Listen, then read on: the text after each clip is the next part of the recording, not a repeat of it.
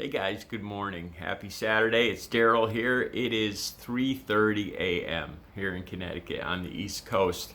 I wanted to talk with you guys today about Louis Dejoy. He appeared before Congress, and I want to talk about what he said. And I want to point out a few things. And as I've told you guys before, my family, I'm not supposed to talk about my family on this channel, but my parents both worked for the U.S. Postal Service for their entire lives. And let me fill you in on what he's doing and what I know about the post office. All right, so he went in front of Congress, Louis Dejoy. Now he is a hardcore Trump supporter for years, and not only that, he's invested. Reports are up to $70 million in alternative ways to privatize ways to deliver the mail. In other words, the more he damages the institution that he works for, that he is hired to protect, the more that he damages and slows down and corrupts the institution that Trump hired him to work for, the more that he stands to profit. That is Trump's draining the swamp.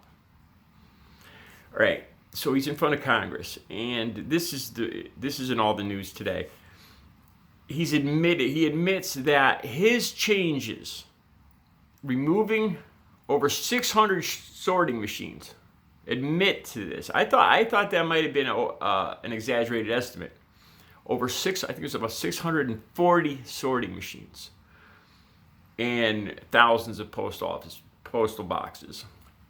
And he admits that these changes have slowed down our mail to the extent that people aren't getting their checks, their bills aren't getting paid on time. Not only are our bills not getting paid on time, but we're incurring fees, bank fees, utility fees, rent from our mortgages, our rents. There's reports in LA that vegetables and meat are rotting because the mail's not moving as fast as it used to, and it's rotting in these postal facilities. This is our mail. So Trump's postmaster admits, Trump says he hires the best people, right? This guy he hires, a billionaire, comes in and makes changes that has drastically decreased the efficiency of our service. And worse than that, this is what really got me today. He refuses to change it. He refuses to make the changes. He refuses to put the sorting machines back in. Let me talk about a couple other things that I know. Like I said, my family worked for the post office. Now, in the morning, there's different amounts of mail on different days of the week, on different months of the year. You know, near Christmas, there's all different times that the mail speeds up, more volume, less volume. Now, because of my business with art, I used to go, I'd see my mother a lot on her route as I was around town. And she would leave the post office at different times. Mostly it was 9:30 in the morning. Some mornings it was all the way to 11 a.m. by the time she got out of the post office. That was the time it took to finish sorting the mail and load her truck. I used to see these postal carriers work like horses, like workhorses, loading these trucks. Now this was to make sure all the mail, they would leave no mail behind. Any mail that came in that office would go on those trucks, and they would stay in the post office and sort it all out and get it in the trucks and get it out as it came in. So no mail was left in that office that had come in from the other towns, the other states. The trucks would come in, drop the mail, they'd sort it all out, get it on the trucks, and get it out. They might stay, it was usually not more than an hour and a half. 9:30 they'd leave the earliest, 11 a.m. was usually the latest they would get the trucks out on the street. And all the mail was getting out. And this was just due. Now, I was a truck driver too, and you're not going to deliver at the same time every day due to congestion on the highways. When you're out, you're not working in an office, you can't stick to a time clock when you're dealing with people and traffic and when you're working outside of an office. apparently, this is Louis LaJoy's what he was going for. He wanted those trucks to leave at the same time every day, presumably so it wouldn't incur overtime. Now I'll get to that in a second. So now we have mail that came in and it's sitting in the post office, and as you can figure, it's going to back up more and more every day. When you're leaving some from Monday till Tuesday, what if Tuesday's rush is even bigger than Monday's? Then you're going to have some little mail might be left over from Monday, still Wednesday, that hasn't even left the post office. You see where I'm going with this? This is Trump's best people. Like I said, when my family worked there, no piece of mail was left in that post office when those trucks hit the streets. So at the most, those trucks would leave an hour and a half later. Now, I'm going to get to that in a second. Now, postal delivery, you guys know how that works, right? People talk to postal carriers. Now, postal employees don't want to be rude. They'll say hi. They'll say hi. They might say a couple sentences. They might say more than a couple sentences, maybe 5 minutes worth of chat. Now, on the days that my mom got out later, she would have to cut the chat down, and it might have to be a little curt or not rude with the people on the route. But she would make sure that she didn't get home too late. And I'll tell you why, too. We live here in Connecticut, right? And there, especially in the winter, there's snowbanks. It gets dark. It's dark by 4 in the hard winter, 5 in the fall, in the spring. And I used to see my parents walking on the side of the road. There's no sidewalk to walk on due to the snow. So they're walking in the road, in the snow, in the dark, delivering the mail. They would do anything within their power to get that mail out and get back to the post office by 4:30 was closing time, so they could get home before dark, before they would end up. I don't know how many times my parents almost got run over by trucks and cars on the roads. So it wasn't, my point here is, and this isn't just my parents, postal employees do not dilly-dally. Nobody wants to be wandering around these dark neighborhoods in the fall and the winter, or even in the summer.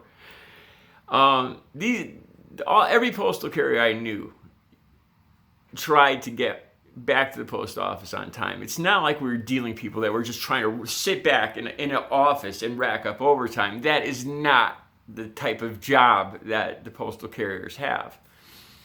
And on some days, like I said, they would get out of the post office later because things changed. It's not like working in an office, different amounts of mail. And that just meant that they would work much harder and be a little more curt with everybody on their route. There'd be less time for niceties and pleasantries on their route. They'd have to cut people off, cut people short, people with questions. You could figure how many people are on a postal route and how many of you talk to your mailman and how much that slows the post person down. And so my parents would have to adjust how much, I remember them even cutting back their lunch just so they could get home by supper. So my point here is that the postal carriers I know, and just by the nature of the job, would do anything to get back home on time at 4:30, back to the office. So I think Louis LaJoy's point here was try to get the trucks out by 9:30, leaving mail just sitting in the post office, which would pile up more and more every day. That's what's happening right now. And another point here too is Louis LaJoy has no experience whatsoever with the U.S. Postal Service. None.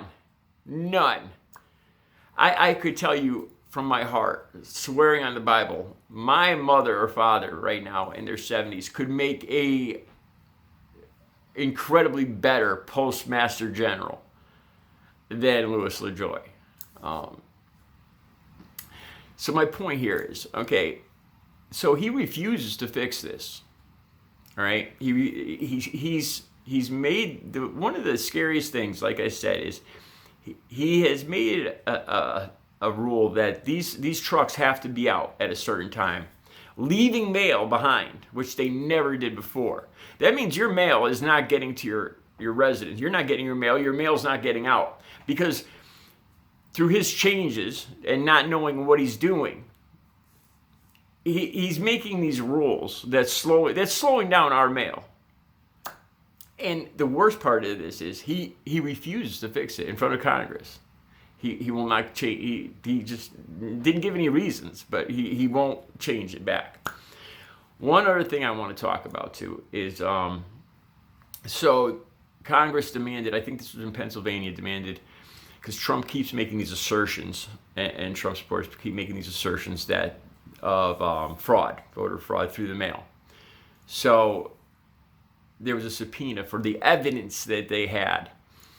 Apparently, this article's in The Guardian if you want to read it, and a few other papers.